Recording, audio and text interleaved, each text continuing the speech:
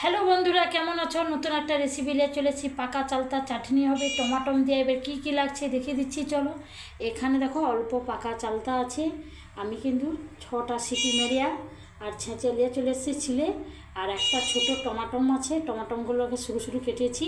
আর এখানে অল্প চিনি, আর এখানে অল্প কালো সরষে আর 5 ফোড়ন, আর এই যে হাফ লেবু, 2 পিস কাঁচা লঙ্কা, অল্প সরষের তেল।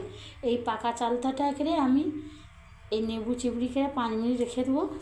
এই পাকা চালটা টমাটম দিয়ে চাটনিটা খেতে এত ভালো লাগবে। পাকা চালতাটা চাটনি হবে টমাটম দিয়ে গেলে। আমি কিন্তু নেবু মাখিয়ে গেলে 5 মিনিট রেখেছি। আর চালতাটা দেখো, পাকা চালতা সেন্টটা উঠছে, আমার বোন নিয়ে এসেছে। আর সিলে করে আমি ছেঁচে নিয়ে চলে এসেছি। আর এইখানে গ্যাস ধরিয়ে দিয়ে অল্প সরষের তেল দিচ্ছি, 5 ফোড়ন অল্প, আর কালো সরষে দিচ্ছি। এখানে 2 পিস কাঁচা লঙ্কা দিয়ে দিচ্ছি। 2 পিস কাঁচা লঙ্কা দেওয়ার পরে এই টমাটমটা যে লেবু মাখা আছে, টমাটমটা আগে কষে নেবো। টমাটমটা লঙ্কাটা খুব সুন্দর ভাজা হয়ে গেছে। এবারে আমি চালটাটা দিয়ে দেবো। কিন্তু হালকা হালকা ঠান্ডা পড়ে গেছে, সকালে একটু ঠান্ডাকে লাগলে সন্ধ্যাবেলা। আর যে দেখো, চালটাটা একটু অল্প লবণ আর অল্প হলুদ দিয়ে আমি চালটাটা কষে দিচ্ছি। পাকা চালটা একটা চাটনি খাওয়া মানে টেস্ট আলাদা। এবারে আমি অল্প চিনি দিয়ে দেবো। দেওয়ার পরে গ্যাসটা একটু কমিয়ে রাখবে। আর পাকা চালটা তো একটু চিনি দিলে খেতে ভালো লাগে, মিষ্টি মিষ্টি। একটু ভালো করে চিনি দিয়ে আমি একটু লাল করে কষে নেবো।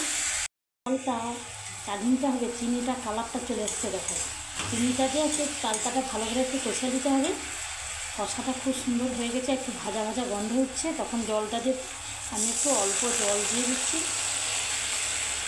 এই জলটা দিয়ে 1 মিনিট ফুটবে। চালতাটা চাটনি অল্প তো চিনি দিয়েছি, যখন ফুটবে না সেন্টটা উঠবে যে চিনিটা কথা হয়েছে। আর যা সেন্টটা উঠছে পাকা চালতা চাটনি, একবারে মাখামাখি করে নামিয়ে নেবো।